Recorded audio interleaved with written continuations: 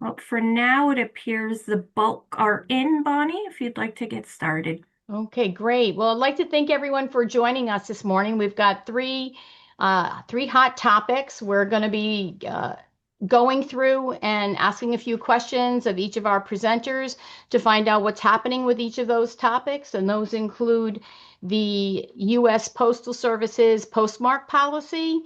The AICPA is going to fill us in on what's happening with the Department of Education's initiatives regarding which professions actually count as a profession, and in particular, obviously, accounting and the impact that that has on our students or want to be students. And then the last, we'll have the Department of Revenue Services coming on to speak specifically to are they ready for the start of this filing season? And are there any certain software companies that have not yet have their returns, their paperworks, et cetera, approved? So we'll go through those questions. And then if they've got anything additional to add, we'll let them do that. If you have questions and want to put them forward as they relate to those issues, that's great. We will answer them during the meeting if we can. If we cannot, we will make sure that the presenters get those questions, have an opportunity to respond, and then we will send those responses along with those questions out to all of the participants today. And that's it. We're good to go. So our first presenter this morning or guest is Karen Shugart. She is the Sorting and Delivery Center's Strategy, Process, and Design Director.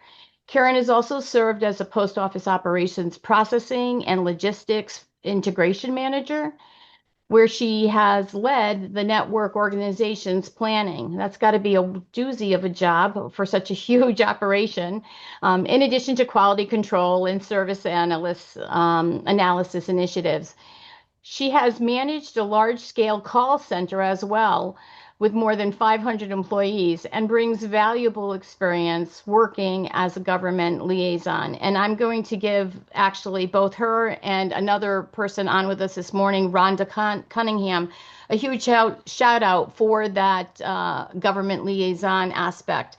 When the post office postmark policy was first released, there was a lot of information flying around and some of it quite scary. I think some of those concerns will be addressed today.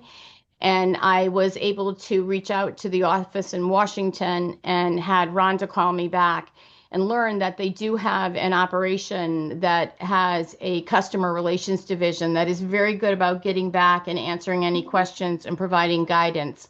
So I would encourage you to ask any questions today that you have regarding what's happening with the Postal Service. The first thing that we're going to ask Rhonda about, ask Karen about is if she would explain the new postmark policy that went into effect on December 24th. First of all, thank you, Bonnie, and everyone for the warm welcome and introduction. I don't think I'm deserving of all of those accolades, but my role now is the acting director of customer relations for the Atlantic area. So what I do is serve in a customer relations capacity. I will tell you that in November, the Postal Service published a new in the Federal Register a new section of the DMM, which is the Domestic Mail Manual. And it doesn't change any of our postmark practices. It just redefines it because some of our processes have changed. So none of the postmarking practices for the post office has changed. Virtually all of the letters and flats that have stamps receive a postmark. So anything that you mail that has a stamp on it receives a postmark. If you want to ensure that it receives a postmark and that it aligns with the date you put it in the mail, the customers can take the mail piece to a post office station or branch and request a local postmark at the retail counter when tendering the mail piece. And that's always been the case. Is that the case for any post office? Because there were rumors around that some post offices were not going to be allowed to manually stamp. It is the rule for all post offices. All post offices have the capacity with a round date. If they're open on the retail counter and ready for business, they are able to postmark that piece of mail. The thing of it is they postmark that piece of mail, they have to tender it. So if you have to be ready to give that post that post office the mail at that point and they tender the postmark. Otherwise, if you drop it in a collection box or leave it for your carrier or any other way, and it's always been this way, the mail gets postmarked at the processing center. So our processing machines will put postmarks on if the local post office, and sometimes when the local post office does, but you'll have the local postmark on it, which is the official postmark. We do offer certified and registered mail also, which have a tracking number that you can show where the mail piece has been. With registered mail being, you get a scan and accountability for everyone who's touched the mail. So what happens is we've updated the DMM manual to clarify the language so the public and the mailers who need a postmark know that if it's the day you hand it to the post office, the best way to do it and the only way that you can get it is to take it to a retail counter and have it postmarked. Because otherwise, it could get the same day postmark if it gets to the processing center that evening. But it's not, we can't see that happen. So that's what I'm saying is that, we know that people print postage from their home, but the only way to guarantee that we receive it is to get that postmark or a scan if it's a piece of mail. Now, I will tell you that it defines postmarks. The DMM defines the postmarks, identifies types of postal service markings that qualify as a postmark, and describes the circumstance under which those markings are applied. So the DMM outlines clearly what a postmark is. It tells customers how to obtain evidence of mailing, which when we accept possession of the mail, and it doesn't signal a change in postmarking procedures with regard to how we postmark, but in a sense, we want to, with the DMM changes, improve the customer awareness to that, because we really didn't change any of our policies. It just conveys when in the course of operations that they're typically applied. So in the course of normal operations, if you don't bring it to a post office to be stamped and postmarked, it's applied when it hits the processing equipment at the plant. So okay, that's great. Yeah, so that's when a postmark is applied. Now, there are different types of mailings. People have larger mailings. What we do is basically suggest that if you have more than 50 pieces of mail, just let your local post office, and you need them accepted and postmarked, let your local post office know. And that's just to make sure that they have someone there to be able to do it for you, and that, we're not wasting your time, waiting for someone to be available to do it. So just contact the local post office and they should be able to make that available for you. But our process haven't changed. It's the matter of just clarifying to the public, if you want that date, bring it in. There's also, you can purchase a certificate of mailing, and a certificate of mailing just is basically, I've mailed this piece of mail. It has a round date on it and information as to when you've mailed it. And you can purchase that as well as a proof of mailing without getting certified. Okay, great. So in terms of tax and legal documents with strict filing deadlines, all they have to do is bring it to the counter and request a manual post. For those people seeking CPE, your attendance poll is up. So going back to the postmark, if you want that postmark, the best way to do is actually go in and request it manually. In terms of the questions that are popping up here, people are asking about what do you do if you've got 300 pieces? And you just said you can bring it in, but it's best to call to make sure that someone is there and able to handle it that day. So if you can schedule it with your local post office, that's better for you because you can absolutely know. That's a great question because oftentimes we do have quite a few. I think it's important that everyone know that you don't drop these things into your blue mail collectors, etc. If you do care about when that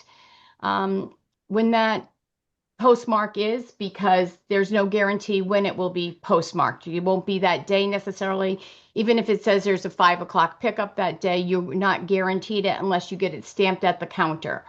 So that's important for everyone to know, especially as it relates to tax and legal documents that we handle on a regular basis. Let me just peek at some of the questions here quick. So in terms of, do we need to take a picture of the hand stamp envelope as overkill or proof? Are you talking about the hand stamp that the post office is doing or the one you're doing in your office if you're using a postage machine or something? The question about postage meter is this, and I'm not exactly sure what counts as a postmark. Postage meters generally aren't counted as postmarks because they're printed and they're applied where the postage is printed. So those are run through machines and they will get a postmark as well. Because a postage meter shows what day you printed the postage, not necessarily what day you've tendered it to the post office. So in order to get a stamp of whether it's tendered to the post office, one of our postmarks would be more appropriate. Now, again, I feel like taking a picture of the hand stamp, um, you know, since a postage meter is not a postmark, I would say no. But if you go into the office, if you feel like you need to do that, now you're tendering the mail to the post office at that point. So, if you're taking a large quantity in and want to take pictures of every single one, I don't know that would be prudent, but is completely, up to you. And that would be up to the local post office as well, because we do have rules about taking pictures in post offices of mail. And I realize that this is your mail, but that would be like a local decision. That's really not, and do I personally think it's overkill? That's just my opinion. So, Let me see. Go there's ahead. a we have limited time, and I have to say I'm going to apologize. I did not allot enough time for the postmark discussion. Uh, and I want everyone just to remind everyone that we will get responses to all these so that you have them, and we will send them back out to everyone. But there is the one here that I think is very good and something that may pop up quite a bit. Um, if your postman picks up or woman picks up your mail from your office on March 15th, a tax deadline, um, does that mean that it will get stamped that day? Based on what you're saying, the answer is Not no. necessarily. So No, if you not want necessarily. a stamp, you need to take it into the post office and request that it be manually stamped. Correct. Correct. This is a will. It's just one of those insurance thing. Um, the just to be clear, bringing the mail to the post office and sliding into the mail slot does not provide a postmark of that day. That is correct. That is correct. The way to get it is over the retail counter, and you can watch them do it. Because some of that mail in larger offices, you're talking about thousands and thousands of pieces of mail. So they go to the plant based on their transportation. And when they get to the plant is when they would receive that postmark. Well, I'd like to thank you, Karen, for joining us today. Anybody, if you have any questions that we did not get to, please keep on putting them in. We will again retrieve those questions, get them to Karen for response, and we will get the answers back out to you. But I'd like to thank you and Rhonda again for your assistance and the customer service that you do offer to anybody that uses the post office. It was great to learn about your office, and I appreciate your assistance. Have a nice day. Thank Thank you, you so Bonnie. much.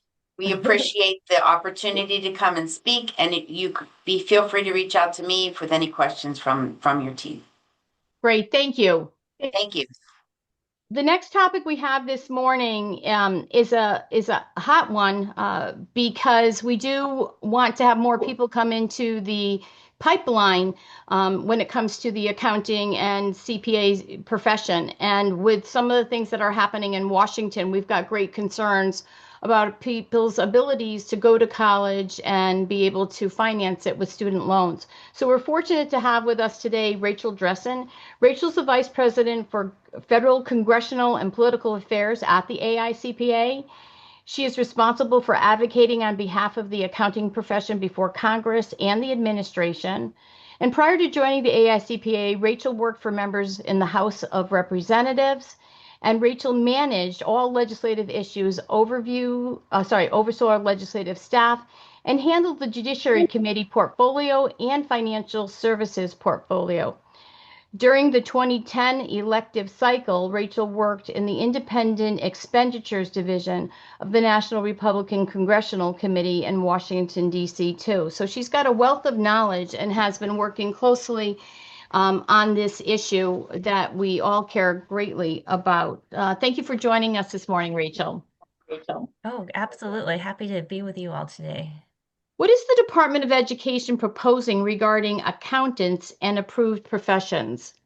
So, what they are proposing is they are responding to legislation and language in the One Big Beautiful Bill. And I have a slide to share with you, just a little bit of an overview. Let's see if it looks like sharing. I need permission to share. I'll just go ahead without the slide. So basically what this is in the budget reconciliation process that occurred last year when they passed HR 1 or the One Big Beautiful Bill, Congress included language in it to address some of the concerns that they had regarding the rising costs of tuition. And so the way that they did this is they included language to cap graduate student loans. So before this, student loans could cover the cost of tuition. There was not a cap on these graduate student loans. So what the bill did is it created two caps. There is a cap of $50,000 annually with an overall total cap of 200,000. And then there is a second cap of $20,500 with an overall cap of 100,000. So they created these two different levels, and the higher levels for, professions, and then the lower level was for others. So the bill passed, as you all know. The president signed this into law on July 4th. And then from there, it went into the implementation phase. The Department of Education then started to implement this portion of the bill. So then, they go through this, and then it came out in November. It was, leaked that they had a draft of what they're proposing for the regulations on this specific part of the bill. And what was leaked was that they are creating this list of professions that receives that $50,000 cap, and then everyone else gets that $20,500. And in that list of what the Department of Education is saying a profession for that higher amount is, it's mostly doctors, dentists, lawyers, and they also, include, those who are studying theology. But accounting is not included in that list of professions, which, as you can imagine, is extremely problematic for us not to be in that list of professions. This is, from two different perspectives. There's, two issues here. There's one of just, that higher cap of $50,000. But then there's also we have significant concerns of the fact that from this list, we are not designated as a profession. And as you can imagine, the collateral impact that that could have. And, these lists, once they're out there, they could be used for other things, other legislation, other regulations in the future. So that is extremely concerning to us, the fact that we were not included in what they are determining a profession for these purposes. So what is now occurring is they are going through what is called the Notice of Proposed Rulemaking and preparing this for the Federal Register, at which point then there will be, as required by law, a 30-day comment period. And we are told that we should be expecting this in the Federal Register before the end of the month. And then they will have that comment period with a minimum of 30 days. And then they will take all of the comments and they'll go through them and then draft the final rule. They're required by law to, submit the final rule at least 30 days before implementation. And HR1, it required that the implementation of this would be July 1st of 2026. So they will have to release the final rule no later than the 1st of June. So that's a little bit about, the process and where we are on this, and a little bit of background of where this came from and where we are now. But yes, that's the issue, and we have a lot of concerns with the fact that we are not in that profession list.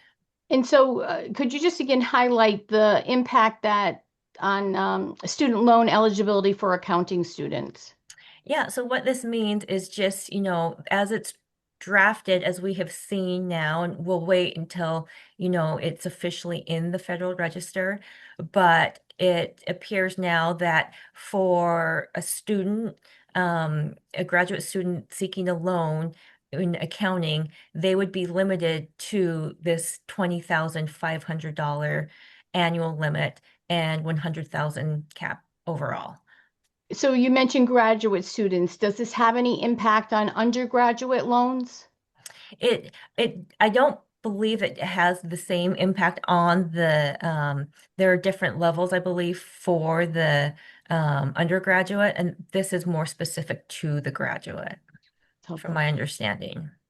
And so, what do you think this means for the CPA pipeline and the profession long term as we're trying to recruit more people? Yeah, so we have concerns about, the impact this could have on the pipeline, and we have expressed those concerns. Um, but yes, that's something that we have taken into consideration in all of this. And we don't know, we can't, give you an exact, number, or, exactly what the impact will be on the pipeline. But it is, you're very right to question how this could impact the pipeline in the future. And that certainly could be problematic. What actions are the AICPA taking to address this issue? So the AICPA, we have released, immediately we released a press statement along with the state societies. And thank you, Bonnie, and the Connecticut State Society of CPAs for, your support in that statement, in which we expressed our concern and our opposition to what has been drafted, as well as the AICPA sent a letter to the Department of Education, and also a letter with the state societies. And again, thank you for your partnership in that, Bonnie. And so we've sent, those letters, as well as a letter with other accounting related professional organizations, which as a whole, if you were to add up, all of those, including, the internal auditors and all of those that these organizations represent, it's, around, 1.5 million individuals. Mhm. So we have also sent that letter to the Department of Education. We've also engaged in conversations with the administration and, with Congress on this, just to express, our concerns with what is being proposed at this time. So, how can CPAs stay informed about what's happening and support your efforts?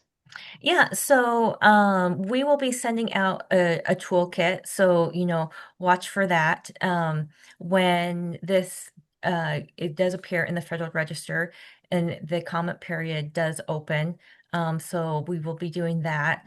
And then, you can check our website. We have information on the website that we are updating regularly, as well as, we also have, town halls that we are holding, and we're talking about this in the town halls. This is something that's been a key issue for us. But I also just want to mention another issue that could be somewhat related to this, and we will keep you updated on this, should there be more activity. And it is related to the potential of a second budget reconciliation bill. And if, there is the potential for that, there is the chance that there could be legislative language in that to fix or to change this. Should the Department of Education in the end come out with a rule in which accounting is not listed as a profession. Because right now there are 3 bills that have been introduced in Congress, and it just so happens all 3 bills are sponsored by members from New York. But the first bill is from Representative Lawler, who is a Republican, and his bill has the support of, just a handful of others. And what his bill would do is it would include accounting in that profession list that would then be eligible for that $50,000 amount. So that it moves, accounting into that list, which would be, helpful and, would address, our concern with that. And then, one of the other bills is introduced by Representative Kennedy, and this bill has the most support. It has over 30 co-sponsors, Representative Tim Kennedy, who is a Democrat, and it has other support of Democrats. And what his bill would do is it would move everyone to that $50,000 cap. It would eliminate the $20,500, but it doesn't address the underlying regulatory definition of what constitutes a professional degree program.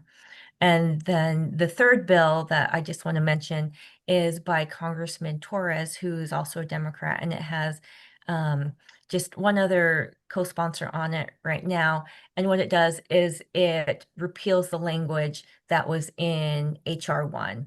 And again, just similar to the last bill I just discussed, it doesn't address the underlying definition of what is a professional degree program. So there is legislation that is out there at this time. And so, should there be a budget reconciliation bill this Congress, and quite honestly, it is up to a lot with the president, if he starts to push and advocate for a second budget reconciliation bill, then Congress would be, more inclined to do so.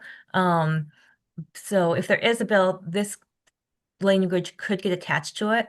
I will say that right now, Congress is really focused on government funding because the deadline for the current CR or continuing resolution, which funds the government, expires at the end of January, on January 30th.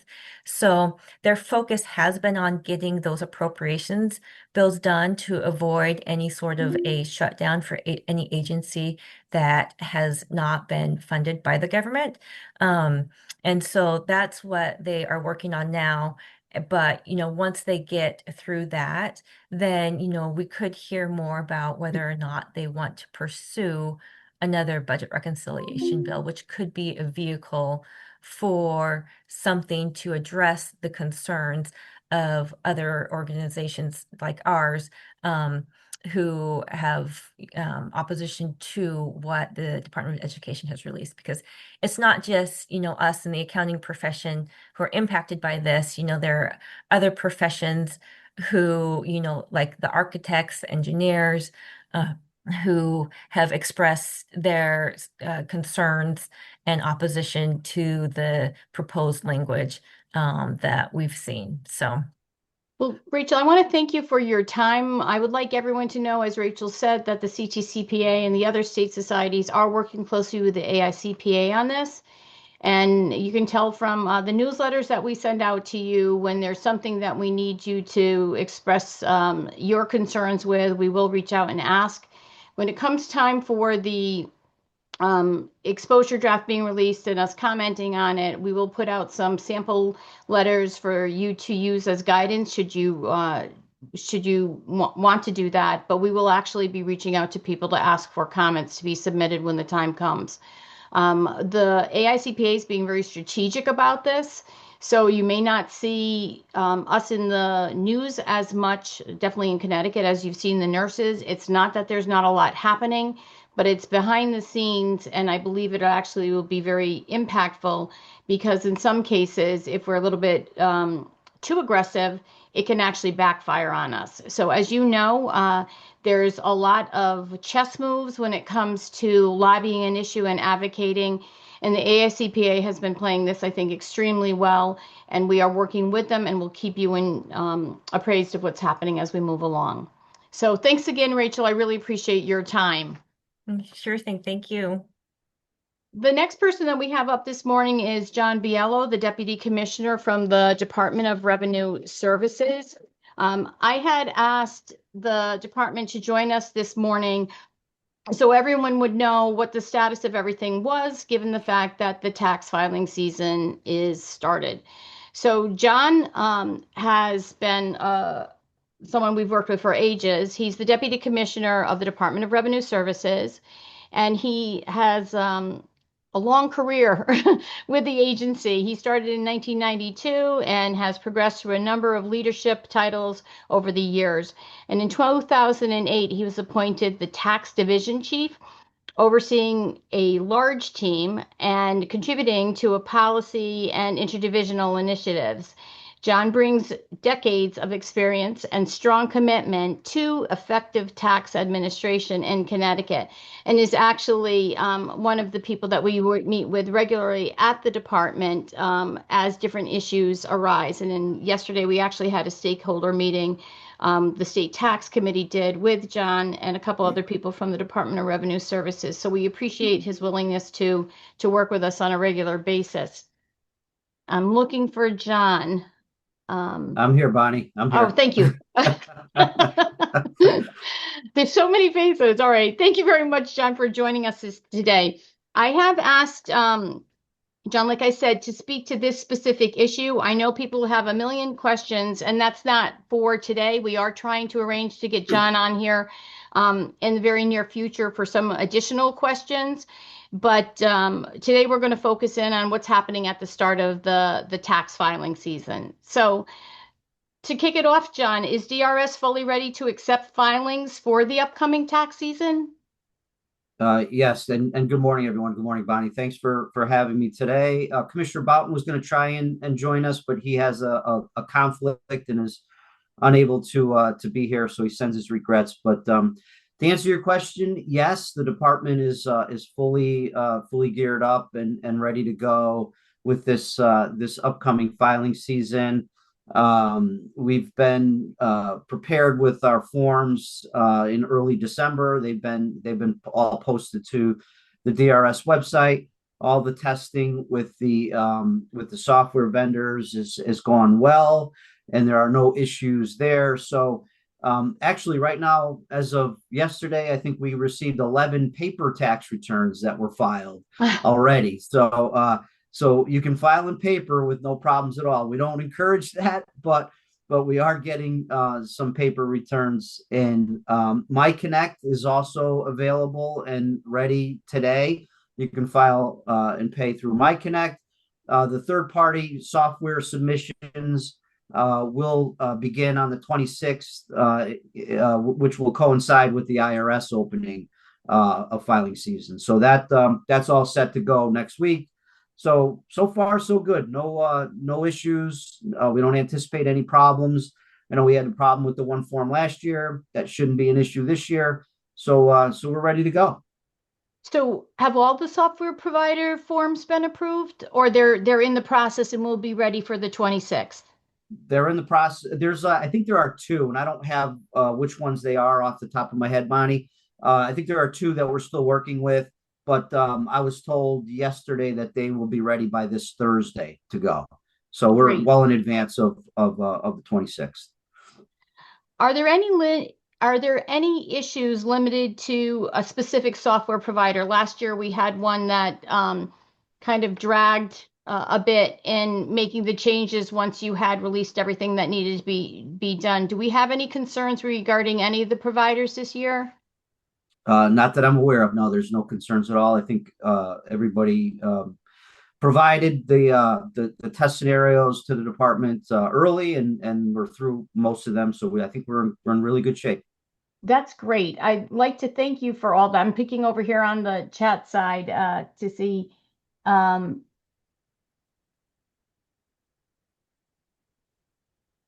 somebody just put in here something regarding Intuit Lacert has no date available, but we've just heard from the Deputy Commissioner that they expect the third-party software companies to have their everything up and running for the third parties on January 26th. Did I say that right, John? Yeah, that's where we're going to open up with at the same time that the IRS does. Yeah, on the 26th. So we should not be surprised that they're not seeing the update or no date available yet. That will be made available shortly. Yeah, I was told yesterday morning that all the vendors should be everything should be approved and all set as of this Thursday, as of tomorrow, with a go live date of the 26th. What is the BBB? What's Somebody that? somebody submitted a question and I'm asking Oh, what Daniel did. Bonnie, it's the big, beautiful bill. Oh, we're unfortunately this morning we are not covering other issues. We're going to have the Deputy Commissioner back on to do that later. This is strictly related to the forms and the readiness for tax filing today. So I have to say that everyone, I'm sure, is thrilled that you were able to share that you guys got on top of this really early and that things are ready to roll. And come January 26th, along with the federal deadline, as you put it, we will see all of the forms up and ready for individuals. If there is a concern regarding a particular software system, and it's obviously if it's a problem with the software system, people will go to that provider. But if it's where it was last year, where we kind of got stuck in between the two, who at the Department of Revenue Services should they contact? You could, yeah, obviously you can reach out to the general line, our general phone number, and anyone there will be able to help. But we also, Beth Souza's been before this group before. Yes. She's a key manager in the area that oversees all of our processing functions. So she's a good contact for anyone there. And Bonnie, you said something interesting, and it's true. And I'll remind everyone again. Once everything is approved and it goes back to the software vendor, it's really out of the department's control. They all work at their own pace. We had some that were on board very early last year with all of the forms. There were some that it took until the middle to the end of February for them to get through whatever processes they have. So we have limited control over, how fast the software vendors work once they have all of the approved forms and schemas, they're called, for the software developers. That's a good point. Does anybody have any questions regarding and the start of filing season in terms of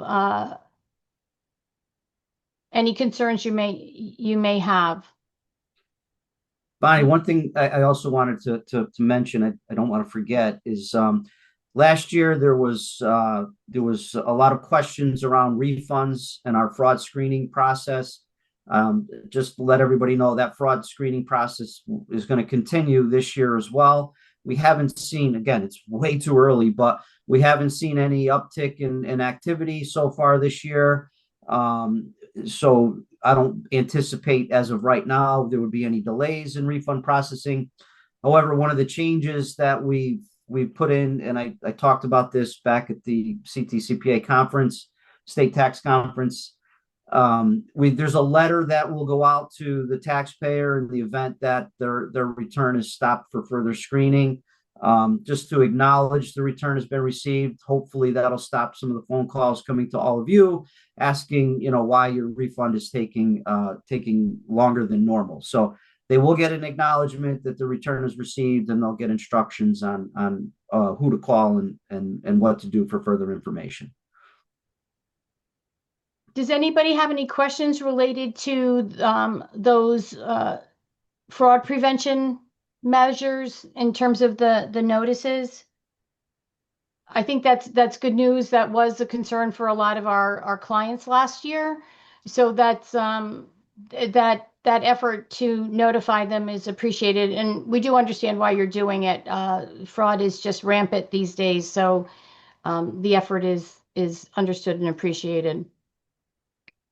Does anybody? I'm going to peek over here in chat. Disappear for a second. Could you repeat the name of the key contact for software issues? Did you say Beth? Beth Souza, yes. And her So last when name we is send out, I'm sorry, John. her last name is Souza. When we send out the follow-up to this town hall that will have the questions that were asked that we didn't have a chance to answer, we will also include Beth's name and email contact so that you can reach out to her if you have a question. Let's see here. It says that the IRS has said no more paper checks. Is Connecticut going to adopt the same policy? We haven't done that for individual income tax. We do get over 95% of all of our returns and payments come in electronically. It's an outstanding percentage, and that number continues to go up each year. For example, 3 years ago, we were still getting over 200,000 returns and paper checks. Paper returns and paper checks. Last year, the number was closer to 100,000. So there was almost 100,000 decline in the number of paper returns and checks that were received. So I think taxpayers are starting to understand the benefits. Those that have been hanging on to the paper are starting to understand the benefits of electronic filing and payment. So there probably isn't a need for mandating that. We still understand that there are some that that just can't file electronically and pay electronically. So we're still mindful of that as well. So with a high percentage, we feel we're in pretty good shape. So there's a couple of people that have put in here their specific software provider and that they don't have certain forms ready. That if I understand properly, John, is not because of the DRS. The DRS is ready. It's because your software provider needs to file those papers. On the DRS side, where we had a holdup last year, that is not the case this year. It is solely with your third-party software provider. Is that correct, John? That is correct. We're all set to go. If I can get a list, I can certainly follow up with them to, I don't know, we can always try and give them a nudge. Don't know how effective that'll be, but we can certainly look at that and see if there is anyone that needs additional assistance from us. Okay, happy to great. do that. Yeah, we'll send one over. We've got UltraTax right now with a few forms, and then the other one I mentioned. Those are the two that I see so far. But I'll shoot you an email afterwards so you don't have to remember that. Sounds good. Okay, peeking for anything else along those lines. April did put in Beth's name, and like I said, we will follow up with everyone to provide you with her email. Lacert is another one, John, that people have mentioned a couple of times as not having their stuff up and ready. Okay. So I'm going to ask again if there's any additional questions for the commissioner related to the software and the start of the tax filing season. And regardless of what your question was here earlier, we will get a response. We will get a response for you. We're just covering, again, the software and the start of the season right now. Okay. April, do you have information to share regarding upcoming town halls? Our next town hall is regular town hall will be on the February 18th. However, we are looking to have a special, thanks for calling me out there, Bonnie, totally unprepared. We're looking to have a special town hall on February 4th, which is opening day of the legislative session. Um, and So, Bonnie, I apologize here. Oh, our contract lobbyist, Dallas Dodge with Roy and Leroy will be speaking at that one. so it's So the start of opening, it is opening day of the legislative session, so we'll have some information for you. It unfortunately is before the governor's address because he doesn't speak until noon on Wednesday, the 4th, but there will already be rumors rampant about what's in his budget address up at the Capitol, and so we'll have an opportunity to share some information with Roy and Leroy and the rest of you. We will obviously follow up with articles in our newsletter that will tell you exactly what was in the governor's address. But we do have an opportunity to share with you before some of our own initiatives based on what some of our special interest groups have asked for. And we are trying to pull together a group for a panel for you for the February 18th, you said? yes. February 18th one that will address tax issues specifically with the upcoming session. We're just trying to finalize some of our guests at this time. Right. All right. So one last guest, we're very fortunate. We still have both Rachel and Deputy Commissioner Biello with us. Does anybody have any questions related to our topics today for them? Rolling down. Beth Souza's email is now in the chat. And registration is already open for the February 4th town hall. I don't see any hands popping up. And we're at 9:50. So I'm going to give you back 10 minutes of your day, everyone. And I'd like to thank again Deputy Commissioner Biello and Rachel Dressen from the AICPA for joining us today, and the rest of you as well. If you've got any topics you would like covered at an upcoming town hall, please let us know. We've got the next two covered for February. We do have a special one in February, so we've got two. But March we've not started to put together yet. So please let us know if there's a hot topic or a trending topic you'd like to hear more about. Thanks and have a great day.